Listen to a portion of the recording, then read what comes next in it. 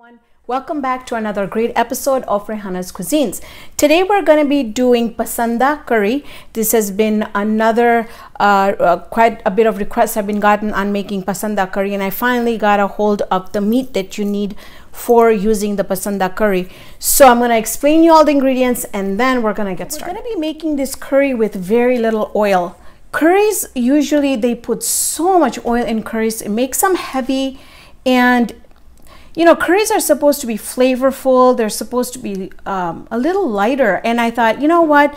I've changed my way of cooking completely, the way we eat at home, and thought I'll show you how we're going to do this. We're only going to be using about a tablespoon to 2 of olive oil. That's it. Now, for our spices, we're going to be using one tablespoon of garam masala. Now, if you're not very used to these spices, you can tone these down. Just add a little bit at a time to make sure that you like the amount of spices in there. I don't like to overpower my curries with all this masalas in there. We're gonna do 1 teaspoon of turmeric, 1 tablespoon of cumin and coriander powder, 1 tablespoon of Kashmiri red chili powder, 1 tablespoon of black pepper, and you usually have to garnish it with fresh coriander, which I don't have any in the house, so I'm going to be using dried. We're going to do half a lime just to sprinkle on top when our curry is done. We're going to be adding 1 tablespoon of ginger and garlic. I have 1 onion, a large onion here that I have crushed with an Anaheim pepper, and I've talked about this when I've made my other curries, that when I do that, I just do a bunch and then I freeze it, and the days when I just feel like I really need to rush, I take it out and I use it. So it's one very large onion that I've done in the food processor with 1 Anaheim pepper. And if you want to make it more spicy, then you can use jalapenos, serrano peppers, you can use habaneros, you can use whatever you like to give it that spice. I have about 2 Roma tomatoes here that I have also grinded. Now, the reason why I do this is because the grinding of my onions and the tomatoes is that when the curry, you don't find little bits of onions and tomatoes in there. My kids like it completely smooth. And then we have a cup of yogurt, and then we're going to be adding water to make the curry, about 2 cups depending on how thin it gets. Now, this is the meat that I wanted to show you. If you look at this, it's 1/4 inch thick. So any type of meat, sirloin, you can use any type of beef, as long as it doesn't have any fat in it. You want to cut it 2 by 2, and it should be 1/4 inch thick. And I have about 2 pounds of that here, and I have not marinated that.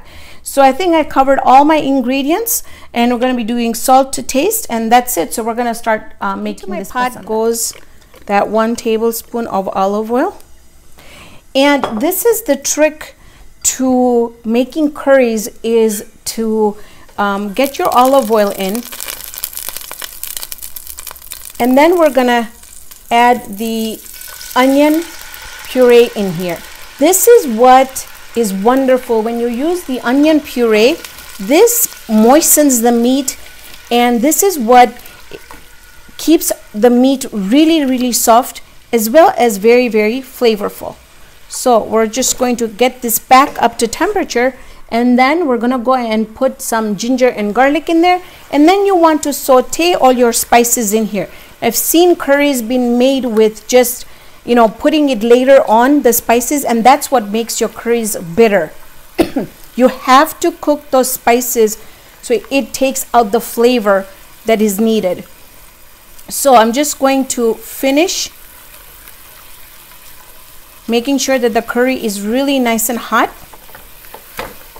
and then we'll add all the ginger and garlic and spices in there. So you can see here that my onions have been cooking, they've been frying, and now I have added my ginger and garlic in here, and I'm gonna cook this mixture for another couple minutes until I can really smell. It's gonna be super fragrant. Once that happens, we're gonna start adding all the spices in there. Harder or turmeric, garam masala, coriander and cumin powder, dana jeeru,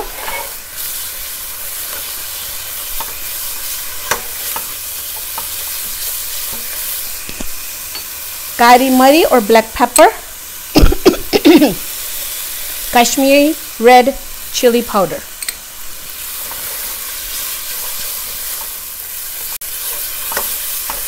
I can smell those masalas and it smells amazing in my kitchen.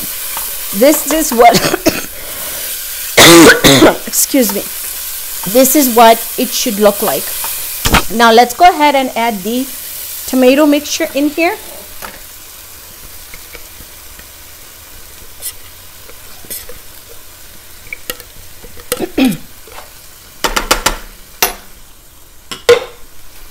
Let's go ahead and add our yogurt in here. So I've put my yogurt in here, mixing that really well, and then we're going to add our salt, and we just want to add a little bit for now, and then we're going to be doing a taste test before we serve it anyways, so you just don't want to put too much in there.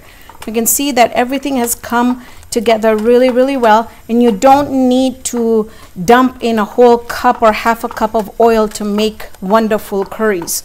You just need the base of your onions, and your curries are going to turn out amazing without the oil and without compromising the flavor of the curry. So now at this point, I'm going to go ahead and add all my beef pieces in here, and I'm going to let that saute just a little bit before I cover it up, add water, cover it up, and let it cook for about 30 minutes for the meat to be really nice and tender.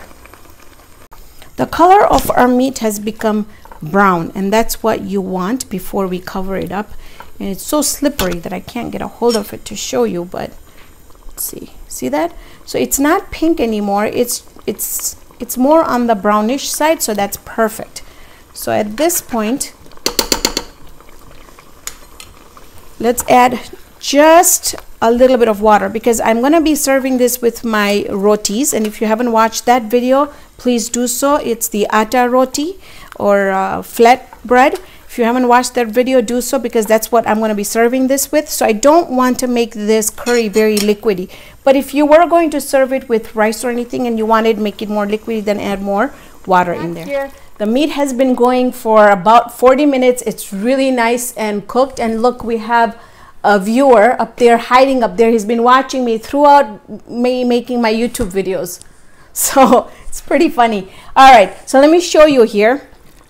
Look at how we have a beautiful thick curry that we have not had to add any thickening agents to it. The onions really help out with that, and I did feel the meat, and it's really nice and cooked. So I'm going to go ahead and put it in my bowl where I'm going to serve it. Before that, let's go ahead and give it a splash of some lime, and this is just to freshen the dish up, and you don't have to add too much in there. And then I'm also going to add the dried coriander before we serve it. I'm going to do a quick taste test, and you can see here that I made my rotis, and if you haven't seen my rotis video, I will put up a link up here so that you can see it. I'm going to take just a little bit of the meat, and hopefully I can get a small piece of meat. You know, when you're looking for something, you won't find it, but okay, so I got a little piece of meat, and that lime smells so good. And I got my little piece of meat and the curry.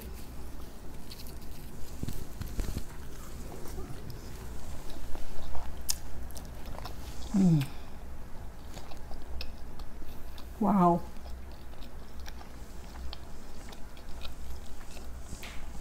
Cooking like at home makes my life so much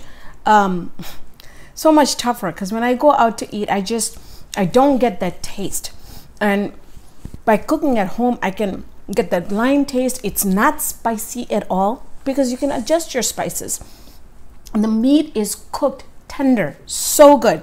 So thank you so much for joining me on this episode of Raihana's Cuisines. Hope you can join me here next time with another great video. See you then, friends.